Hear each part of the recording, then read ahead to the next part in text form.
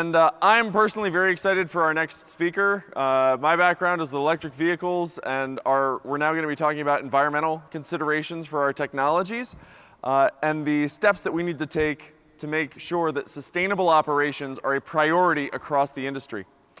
To join us to talk about that, I'm pleased to bring out Dean Bushey, who's Vice President for Hitachi Global Social Innovation Business.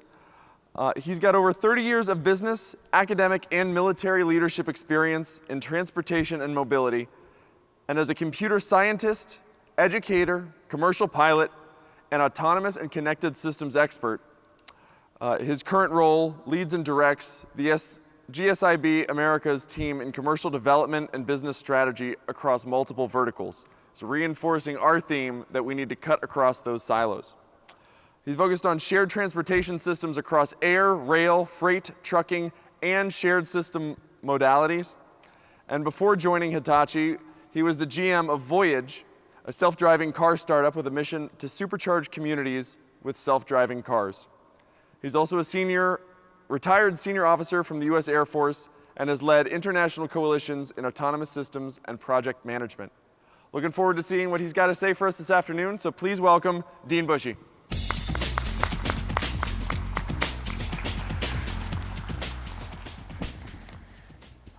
It's bright up here. How's everybody today? Normally it would be a lot of people, but thank you for sticking around. We'll have a robust discussion.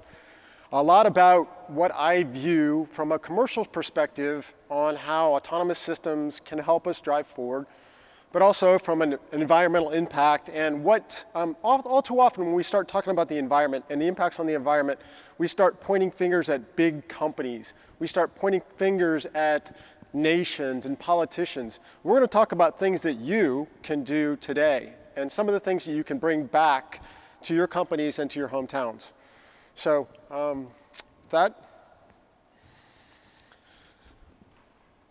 I think we all understand that we're living in a different world today. And I would say that COVID has been a major catalyst that will drive autonomous, connected, and electric vehicles forward.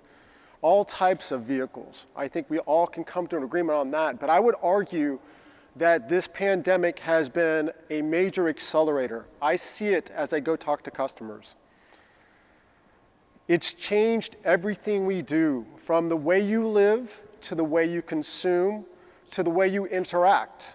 I've never had so many Zoom calls in my life. I have 15 a day almost. But it's changed everything. And I know in the bottom of my heart that change is coming, it's permanent, and it has transformed our society and our environment. But we need to understand that there is a ticking clock. And I think we've all seen it even recently. Heck, it was hard for me to get to the airport in Asheville, North Carolina a couple days ago. We had major flooding. There are fires out west. It is heating up. We understand that even if the countries get together and we can drive our goal of being carbon neutral by 2050, there will still be a 3.6 degree Fahrenheit rise in temperatures. That will be a major impact. So our industry is uniquely positioned, and I would say our industry, the automated, connected, and electric vehicle industry, is uniquely positioned to be a driver and a catalyst to making it a green recovery. I always like to make it personal though, because every single one of us interacts with the environment every day. So I want to talk about your journey coming to Atlanta. I mean, my journey was kind of small, coming from Asheville, North Carolina, but I was part of the problem too. Shoot, if you look at the airlines, the way you flew here, the average airline produces 53.3 pounds of carbon dioxide per airline mile. Now, I'm not a mathematician, but I can do the math. If you fly from New York City to Los Angeles on an airline, you're going to burn 65 tons of carbon dioxide. That's how much is going to be released. So I imagine we all need to rethink the way we transport and get around. We need to rethink every phase of what we're doing. I imagine you all drove to the airport. Some of you probably rented a car. Well, think about the carbon footprint of your car, the way you drive. Statistics show us that there is 1 pound of carbon dioxide per mile driven. Well, just think if you drive 20 miles. Let's say I drove from Asheville to Charlotte. That's 120 miles. How much carbon did I produce in my vehicle, which is traditional ICE vehicle, internal combustion engine vehicle, not electric vehicle? Then let's talk about my really nice hotel over there, the Omni. Beautiful. I really like my room. However, did you consider that the carbon footprint of your room is a major factor? 54.8 pounds of carbon dioxide per night per room. You got to think about not just transportation, but the way you live, the way you cool your room, how are you getting those energy sources? And then let's talk about what you ate when you came to Atlanta. Atlanta has some of the best restaurants. I really like the food here. They have barbecue. I was wonderful. But you've got to consider that if you eat meat, especially, there's a large percentage of carbon footprint that is being produced by our farmers and our cattle and our meat. So we need to rethink how we are capturing that. How do we have precision agriculture that doesn't have an impact on our society? So I'm bringing these examples up to show that yes, this forum is critical. This industry is critical to drive us out of these economic disasters. So let's take a look at some of the things we can do. Obviously, everything has been changed. Everything we did, from how we interact, what we do, and how we do commerce was changed. I know I look at how many Zoom meetings, I look at how much time I spent at home, I look at how I ate. That's just part of it. We were in lockdown. How did that impact our economy? That impacted our economy in several ways. One, I didn't go out to eat much anymore. I didn't visit restaurants. I didn't go to commerce. Okay, those are all impacts. However, I had extra money to spend on Amazon. I know a lot of you are probably thinking, wow, I had a lot of boxes show up my front door. I've had a lot of boxes show up my front door. So the economy has changed. And let's take a look at how that might change. First, we need to think a new way to do logistics and supply chain. We are all very familiar with how logistics and supply chain problems have affected our lives. How many people have tried to buy a car recently? It's very difficult to buy a car right now because of chip shortages. How many people faced supply chain problems during the pandemic, whether it was toilet paper or food or supplies? All of those were disrupted. And yes, because of the supply chain disruptions, it was impacted even greater because we were having things delivered to our house. So we need to rethink how we're getting stuff to our front door because it is a major driver. Let's think about a hybrid approach. A lot of people are saying, all right, we're going to go autonomous vehicles, autonomous trucks. That's great for getting all these supplies across country, and we'll hit that in just a second. But what about a hybrid approach? This is one of the ones that Hitachi is kind of leading. I have an electric van that's autonomous, and it's last mile delivery. You all have seen those Amazon Prime in your neighborhoods. It drives autonomously via electric power with drones in the back. As it drives down the street, the drones have the packages in their supply. It launches the drones to deliver the last couple blocks to the house that it goes to. The car keeps going, the drone drops off the package, comes back to the vehicle, and embeds itself. That's a hybrid approach. That is innovative thinking, and that's what we really need. Maybe it's not drones. Maybe we have the Nero pizza delivery packets that are in the last mile part of the residential neighborhoods. So we need to come up with some innovative thought, and I have to really say I was so impressed by the companies and the individuals that were in this conference that are presenting ideas like this to drive new innovative features that's helped support the economy. All right, so this isn't supposed to be a dark speech, but I think we need to get real quick. What happens if we fail to address the economy and the environment and the impact that we have as we drive our economy forward? Again, dark, but I think we need to be very real as a country and an industry about what could possibly happen. First of all, I know all of you are sick of wearing masks. But if we don't do anything about our change or our impact on the economy or the environment, I think we're going to have to get used to masks. As you've seen in other parts of the world, masks are very common because they have the same problem. You can also think about before you go outside, you're probably going to have to check the air quality for the day. If you open the window, you're probably going to have your room smell differently, and you will probably have a constant cough no matter where you go. Global warming. We're probably going to have places in the world, and it's already there. I read Death Valley has reached its highest low degree temperature ever for the last month. We're going to have places on the Earth, probably in the United States, where the average temperature is 140 degrees or higher for months at a time. We can't afford that. Think about water shortages. I know a lot of you have been out to Las Vegas. You've seen Lake Powell, how low the water levels are. We've seen water level disruptions all over the place. As global warming rises, water levels go way down. You may be faced with a situation, first of all, when you go out to eat, you will not be offered water. Secondly, when you go to the bathroom, you may have to be paying for your water use that you had in the bathroom. So that's a reality we're facing if we don't. And the last is food scarcity. Don't be thinking about going out and getting a steak or barbecue.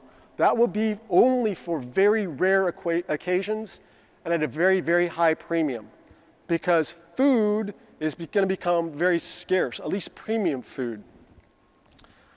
Well, it's not all bad news. Autonomous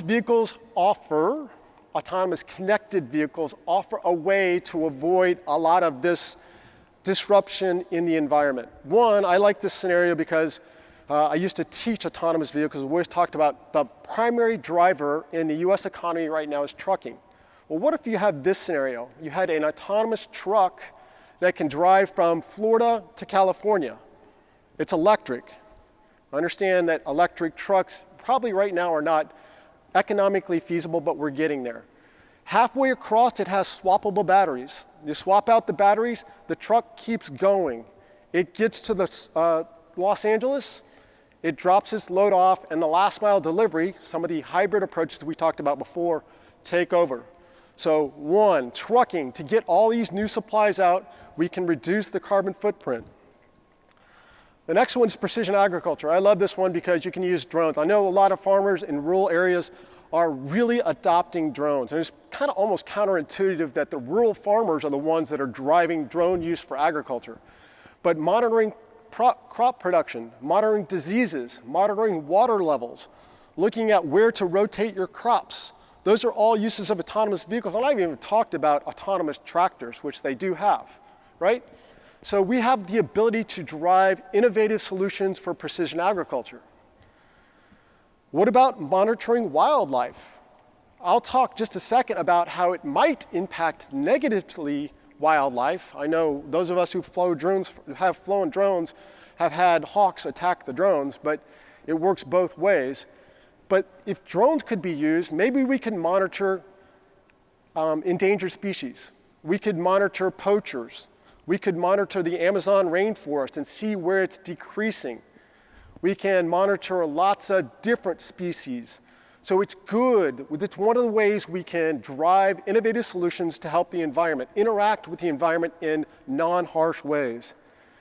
And you think about life-saving efforts. I'm sure this audience is very familiar with the different uses of drones, whether it's in harsh conditions or delivering medical supplies or delivering goods and services. All of those are ways that we can look at drones to have a lower impact on the economy, low impact on the environment, improve the economy, and provide really required outcomes.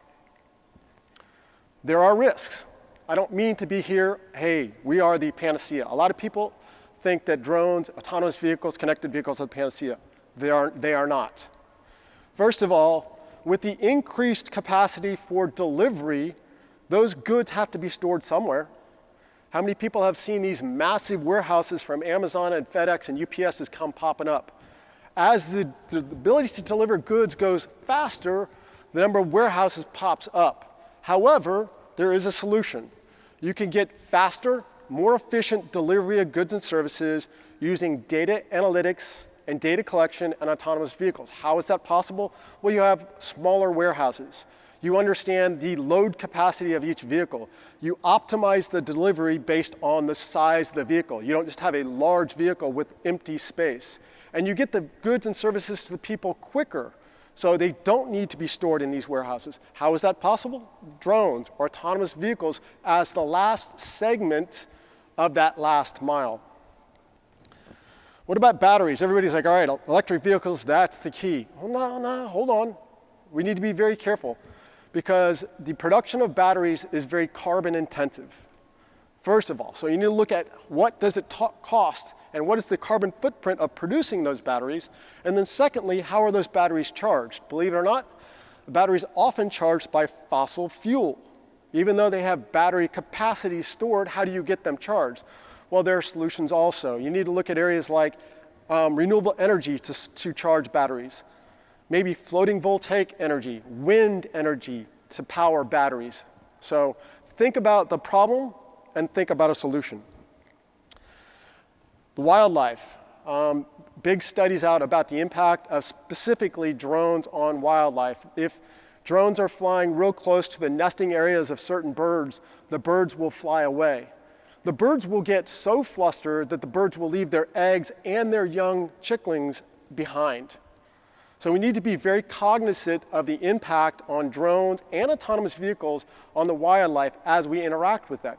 Again, problem, we have interaction problem. Solution, be cognizant of the sound output, which is my next one, the sound output of your autonomous vehicles, be cognizant of your environment you're operating in, and come up with alternatives that can still drive a healthy economy. Believe me, I'm a commercial business leader.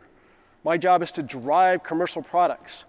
But we can get there, still have a roaring economy, and get there a very environmentally sound way. And then, of course, the noise. How many people really want to have 15 drones in your neighborhood buzzing around at 50 feet delivering packages? Well, that's an impact that we can solve also. We don't have to have noisy drones. All these technologies you saw today, yesterday, and the day before at this conference are examples of how we can mitigate sound damage. So just be aware of what the possible ramifications are. Our industry can lead, and that's why we're here today, right? We're here to say there is a problem, we're going to address it, it's economically feasible, and we need to do it. If we don't need to do it for you, please do it for my daughter, right? Let's get this solution underway and use our industry expertise, this audience, let's use the industry expertise to get there. So what is Hitachi doing?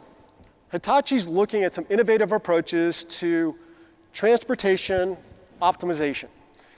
My favorite is down in Florida. This is just outside of the Orlando International Airport in a community called Lake Nona. We partner with Tavistock, which is a real estate development company. They're looking at innovative ways to monitor the flow of goods and people throughout their community. Well, again, that helps the economy. The efficient and frictionless movement of goods and people through their businesses and through their neighborhoods. Well, how do they do that? It's very sensorized. They have 5G, they have stoplights that are monitored, they have parking spots that are monitored, they're moving to EV charging stations, all of those are monitored. But what they don't have is the advent of drones. So one of the things we're working on is not just the movement analytics using the current data. What does that mean? Well, that means we ingest all the data, we provide an analytical view of what may be possible, what happens when an incident occurs, what happens when a football game goes on, where are the weak spots in the transportation system. Now we introduce drones where we can provide a 3D picture of what the transportation looks like. And we found it's just hugely important. If we can beam that video down, have that video in real time ingested into our data analytics platform, we can solve some of these problems. This is another one that we're working on with Lake Nona. This one's actually Lake Nona Orlando Utility Company, University of Central Florida, and Hitachi. This is a distributed energy management system. Think about what happened in Dallas this last summer. This is an attempt to mitigate that. So it's not just managing and optimizing the grid at the source, at the utility companies, it's actually DR, which is demand response. monitoring and optimizing at the use case. So the buildings are all interconnected. The parking spots are all interconnected, EV parking spots. The hotels are all connected so that if my office building does not need the energy that it's allowed to, it can scale back and provide energy to the parking garage. Likewise, if the parking garage does not need the energy, it will scale back and provide energy to the hotel. We're also looking at glazing over windows with new films to reduce the energy requirements. And these are all optimized, and believe it or not, that data, guess what? Yes, it's ingested into our data analytics platform also to optimize the whole community. Now you get not just smart transportation, but smart cities optimized for transportation and energy use. They also have the world's largest fleet of autonomous vehicles running right now from Beep. Beep is a creation of Lake Nona, a creation of Tavistock. It's running at Lake Nona. That's another source of data for us. Not only can we optimize it with regular vehicles, but autonomous vehicles, they're running today. They may not be running in the villages anymore, but they're running in Lake Nona. So it's a pretty exciting place. If you get a chance to go down to Lake Nona, it's a wonderful community. It's a community of tomorrow. Another thing we're trying to do in Hitachi is called Optimize Prime. As anybody who is a data scientist or an engineer or a mathematician knows, you don't do anything unless you have the data. So this was a study conducted by Hitachi and looked at all of the fleet conversions in the UK. We monitored 3,000 fleet vehicles, mostly last mile delivery. When I say last mile delivery, you probably think about those bread boxes or the Amazon Prime vehicles. We monitored 3,000 buses. So we need to collect the data as they are converted to EVs. First of all, how do you convert your fleet to EV? Well, how many should you convert? What is the optimal way to convert? What is the optimal size? When should you charge those electric vehicles? Should they be autonomous? What is the impact on the grid? What is the impact on the utility companies? So we partnered with all of these companies and the utility companies in the UK to monitor what would a fleet conversion to EVs look like and how can it be done smoothly and very, very efficiently. And we looked at 2.7 million tons of carbon dioxide by 2060 being reduced by this conversion. Again, this was an initial study, not commercialized yet, but this was a study to look at what is the impact of going to EVs, both from a utility perspective and you fleet owners, all you commercial drivers out there. The next one is COP26. This is one of our innovations. We're a founding partner in COP26 to reduce emissions worldwide through the unification of companies coming together saying we support climate initiatives. Hitachi has said we have a goal of having all of our buildings, all our locations, 80% reduced on carbon emissions by 2030. And we will hit our goal worldwide of being carbon neutral by 2050. This is one of those conferences that where you look at it, it's an opportunity for commercial, not politicians, not states, but commercial venues to come together and say, hey, this is important, we need to get it done. So let's go back to the story at the beginning. Maybe we need to rethink about how you got here. Maybe we need to be real cognizant, and it's not just us. We need to have society, companies, and governments aware of what's going on. Maybe you don't take that airplane here. Maybe you take a bullet train. How did you get to the bullet train that comes to Atlanta from Washington, D.C.? You took an autonomous taxi that picked you up at your house. Maybe your whole family doesn't need a car. I mean, we had 4 kids growing up in my house. I think we had 6 cars. I think that's going to be a thing of the past. Maybe you have 1 or 2 cars that are electric and you have shared autonomous vehicles taking you to a transportation source. And maybe you get here to Atlanta and you have a better understanding of what the impact of your ride and your journey and your carbon footprint is on society. And you'll think about how you're going to have things delivered. Maybe you'll have drones overhead monitoring the safety and security of your family and your loved ones. Maybe they will be delivering more Amazon boxes. I'm sorry, I didn't mean to frighten you there. That's probably the most frightening thing, more Amazon boxes. But it will be safe and secure. It's a different way to get transportation out. So think about it, that's the impact, right? It's not the impact on the economy. It's not the impact on businesses. It's not the impact on food. It's the impact on your family. So we really need to start thinking about it. We need to think about automated renewable technologies. We need to think about different ways of doing safety, security, resiliency, and sustainability. Sustainability being alternative energy sources. We need to look at social innovations, which is why I love my job right now. My boss every day says, Dean, we need to be innovative to help the social good, which means it helps the environment, it helps people, and it drives business. And that's another one I should really emphasize. This doesn't have to be costly. This could be an economic boom. This could be an opportunity to drive business forward. That's our mantra. Social, economic, and environmental value. That's what we're driving forward, and I think we all should be driving that forward. So think about it. That should be your goal. That should be your takeaway for today. We, as an industry, can drive this forward. We, as an industry, are leaders in this world, in this sphere, and we can help society. With that, I'll stop. Thank you very much.